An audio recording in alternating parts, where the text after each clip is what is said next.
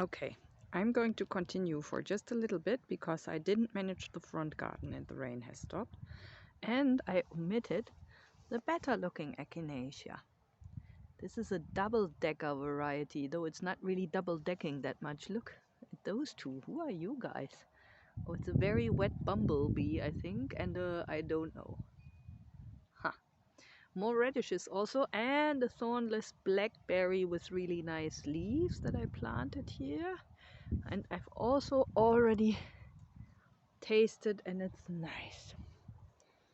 So that was an area that I omitted. Now I'm going to take a slow walk to the front garden. Maybe pick up some things that I missed here. There are the two other aronia bushes. That one has the least fruit.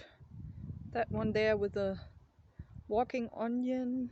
Oh no, this is interesting. I planted some sprouted onions here and there, and this one is actually flowering now. How nice. I hadn't noticed that. Where's the walking onion? Ah yeah, the other one is here.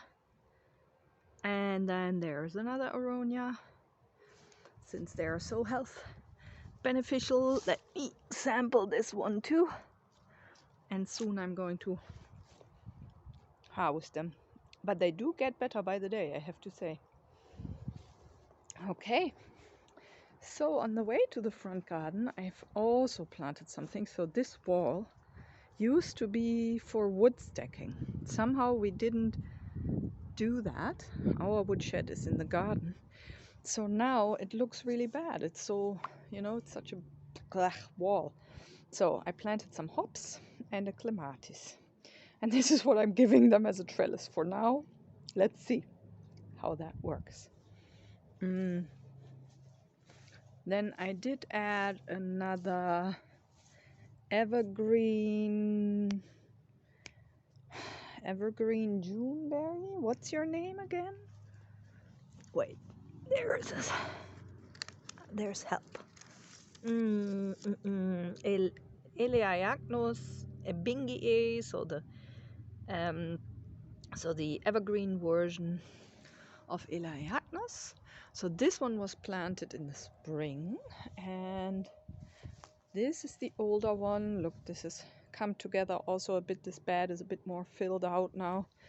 And I think it's going to flower, which I haven't seen yet. So I'm really looking forward to that. And of course, if possible, even to the berries, because this is supposed to flower super late and then ripen over the winter or something. Very interested to see how that will turn out. Okay, so on this tree, Crateagus, I think that might be called hawthorn in English, which somehow they don't do well in this climate anymore, even though they're supposed to. So loses leaves early, it looks very dry, but it looks like that everywhere in this region. Planted a clematis, and that's last fall I planted 3 Japanese vine berries, and this is the only one that has survived. Apparently they need some shade because the other ones had a lot more sun and they didn't survive.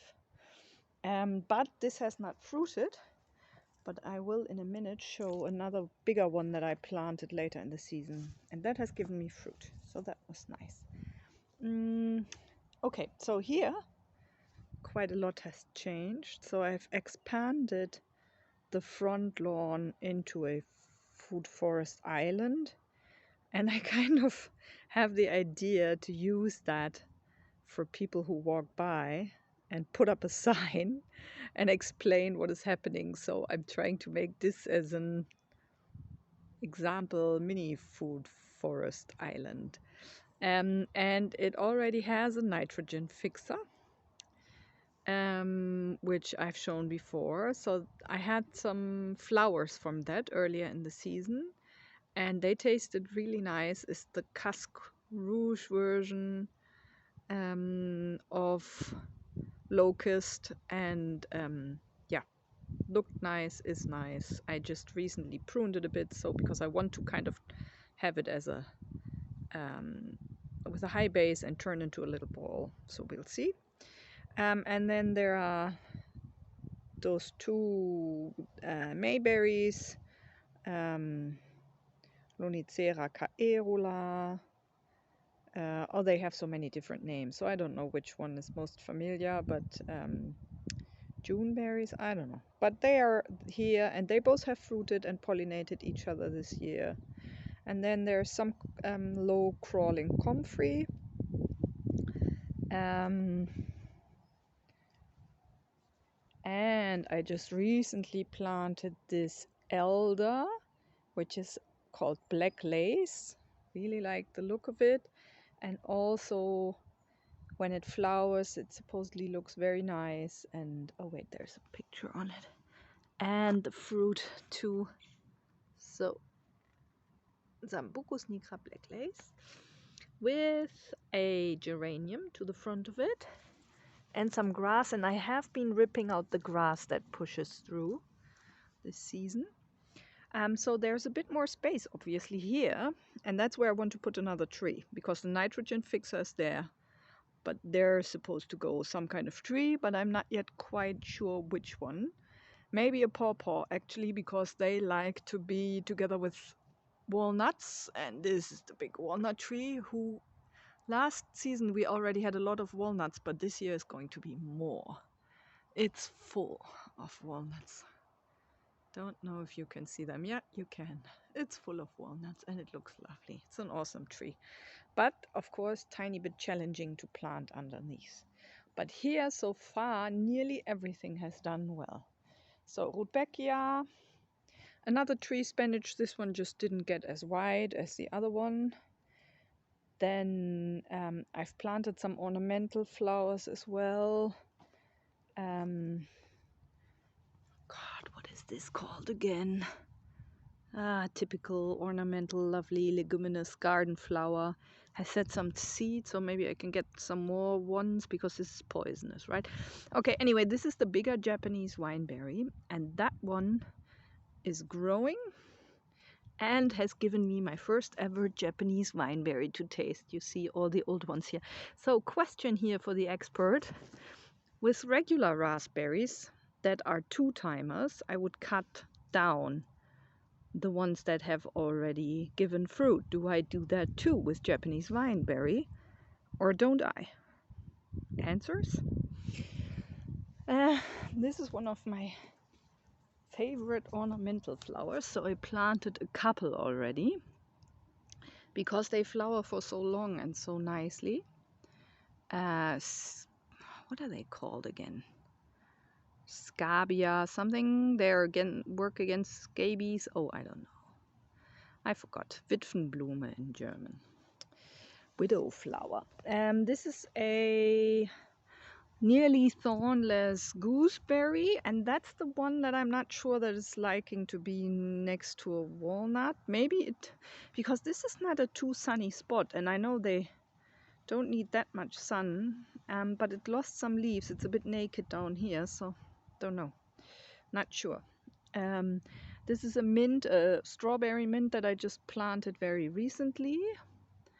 And then here we have Desaisna fragesia. That is that Chinese blue pot plant that will at some point hopefully bring blue pods that have an edible inside, and that is Pimpinelle, it's called in German. It's a herb that is used in some sauces, especially Frankfurter Grüne Soße.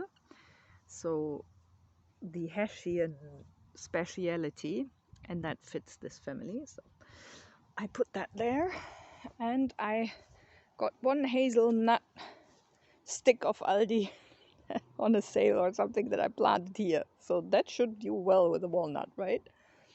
And I let the grass grow out, and I just mowed some paths in between. Here's one. And now I use it as I need it as mulch, and I'm happy with that. But apparently my parents are not. Hello. And my mom has already been approached by friends of hers that walked by and asked if her poor daughter was ill, that she couldn't maintain the lawn anymore.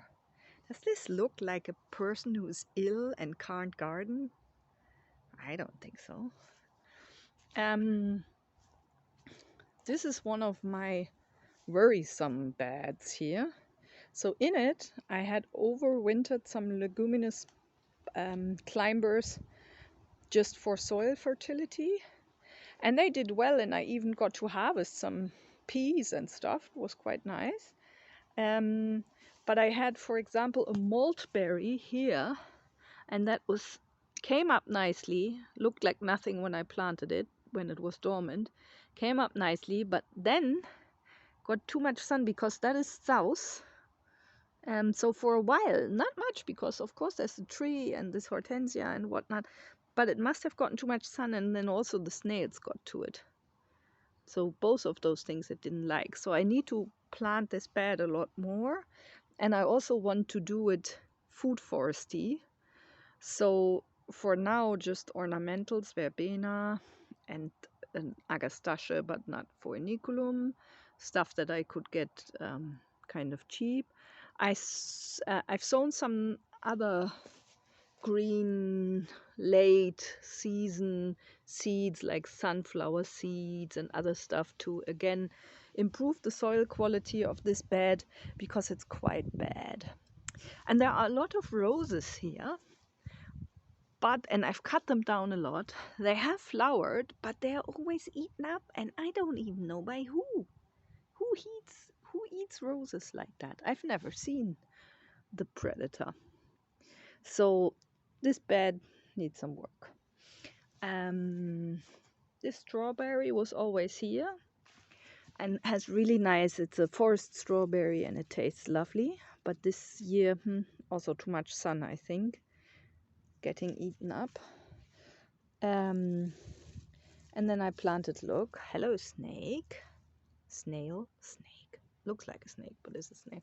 Some more ornamental flowers here, there. And yeah, I need to figure this bed out, but I'm not quite sure with what, because it doesn't get a lot of water. Look how, maybe let me step back a bit and show you how big the tree is there. So the tree is kind of overhanging it in some parts, and there's the roof overhang, so only the in-between here water can come through, rain. Also, for example, this hortensia, even though they are supposed to do well under walnuts, is not doing well at all. And it's such a nice, it's the Annabelle variety, but in pink. And this is as good as it has looked this year. And it's not looking very good. Hello, you look much better. So it's too dry, something is eating it. But it didn't look good last year either, so it doesn't really like this spot. Don't know what to do about that.